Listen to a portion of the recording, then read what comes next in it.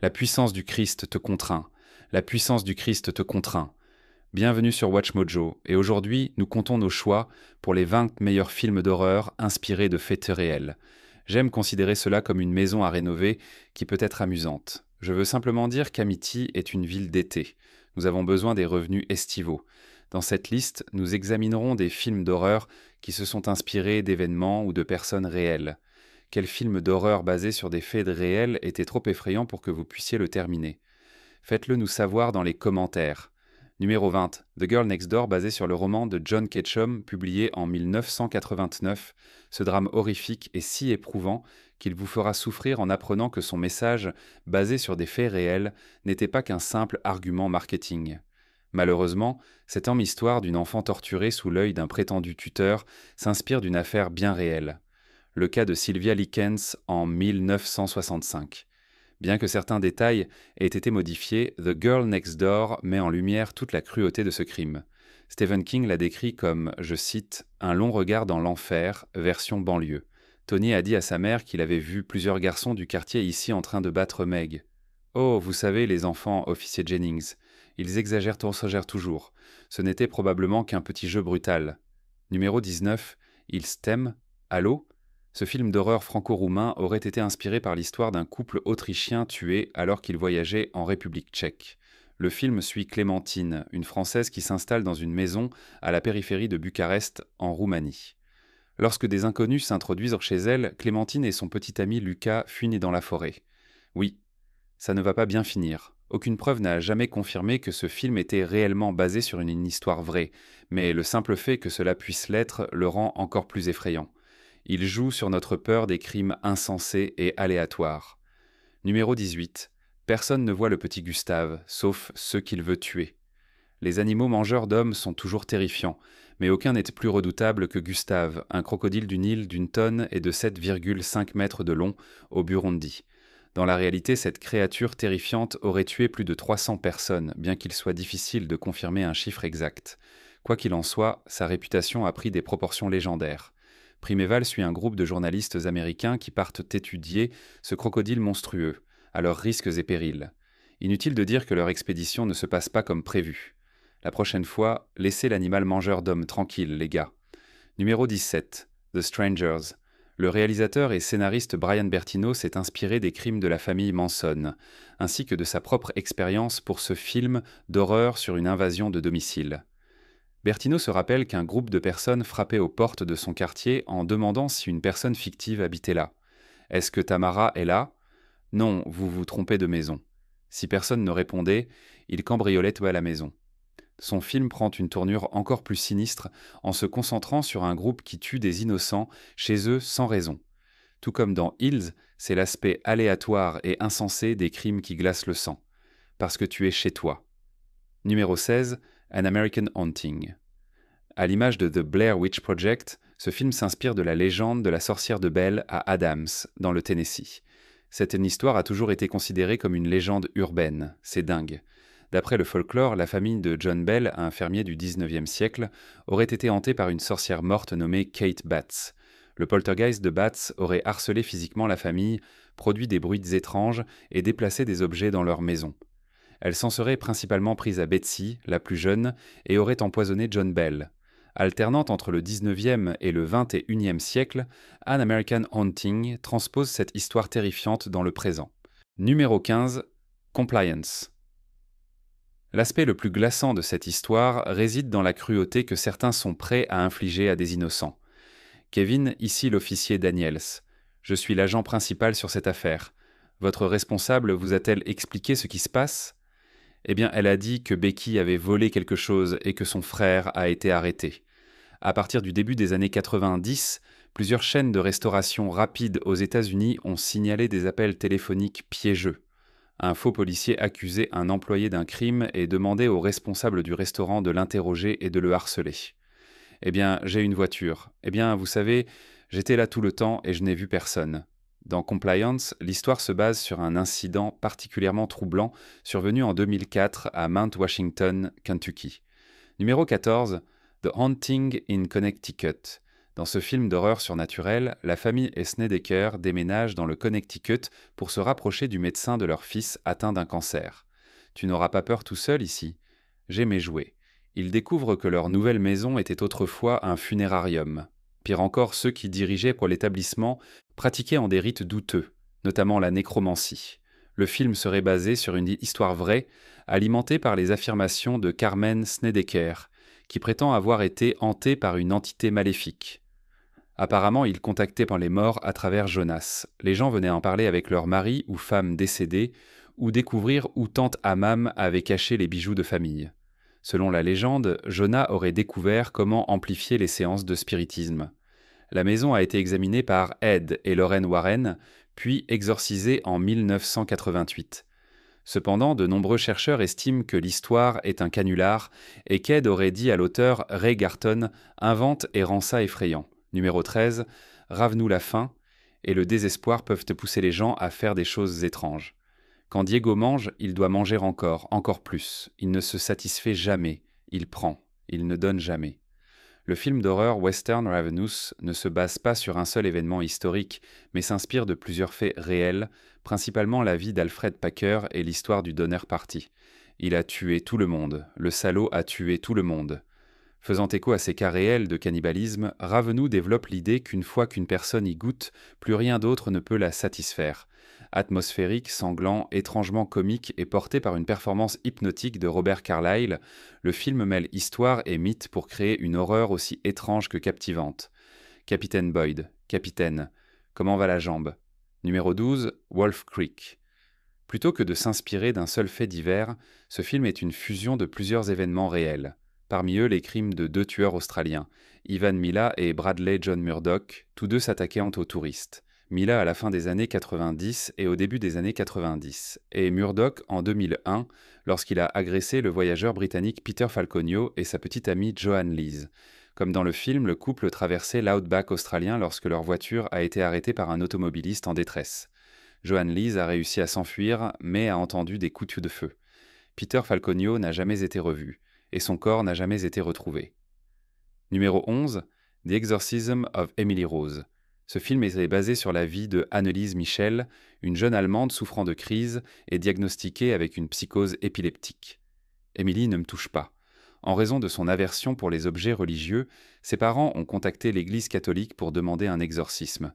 2 prêtres ont répondu à l'appel et ont pratiqué 67 exorcismes. Anneliese, ne nous soumets pas à la tentation, mais délivre-nous d'ici. Les conséquences ont été désastreuses. Anneliese est morte de malnutrition et de déshydratation.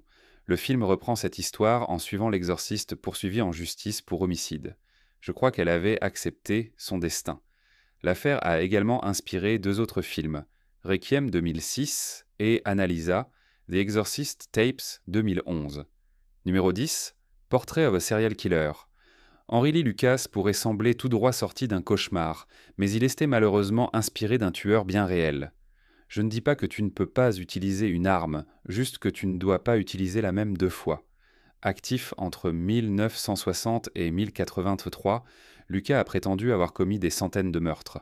Au départ, la police l'a cru, mais la majorité de ses aveux étaient en faux. Tu as vraiment tué ta mère? Quoi? Tu as vraiment tué ta mère? Je suppose que oui. Cependant, il a été condamné pour 11 homicides, dont 3 confirmés. Le film précise qu'il s'inspire davantage de ses fantasmes et de sa vie que de ses crimes réels. Il reflète tout de même plusieurs aspects troublants, notamment son enfance abusive avec une mère prostituée et son association avec Otis Toole. C'est ta sœur. D'accord, je plaisantais, Henry. Dis-lui que tu es désolé. Numéro 9. Scream. Sous son ton satirique et son tueur emblématique digne d'un slasher, Scream raconte l'histoire d'une petite ville plongée dans le chaos à cause d'une série de meurtres violents. Est-ce que c'est Sidney Prescott qu'ils ont emmené? Je ne te parle pas. Que lui est-il arrivé? Ce ne sont pas tes affaires. Le scénario du film d'horreur de Wes Craven dans les années 90 a été inspiré par les meurtres de Gainesville, perpétrés par Daniel Rowling en 1990. Bien que quelques similitudes existent, le scénariste de Scream s'est surtout inspiré de la peur généralisée provoquée par ces crimes. L'idée terrifiante qu'un psychopathe sans visage puisse se tenir derrière une fenêtre, attendant le moment opportun pour attaquer, est au cœur du film. Numéro 8. Poltergeist.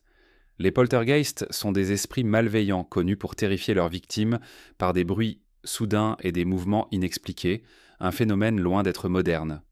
Le film de 1982 s'appuie sur de nombreuses histoires et mythes, mais une hantise en particulier a été une grande source d'inspiration, celle de la famille Herman en 1958. 1001, 1002, 1003. Pendant environ un mois, la famille a été victime de bruits assourdissants et de phénomènes inexpliqués, laissant policiers et scientifiques perplexes. Les poltergeists sont généralement liés à une personne. Les hantises semblent être attachées à un lieu. Naturellement, Poltergeist ajoute une touche cinématographique, avec des effets de spéciaux, des squelettes et des télévisions hantées pour amplifier l'horreur. Numéro 7. The Conjuring. L'histoire de ce film repose au moins sur des faits bruns réels.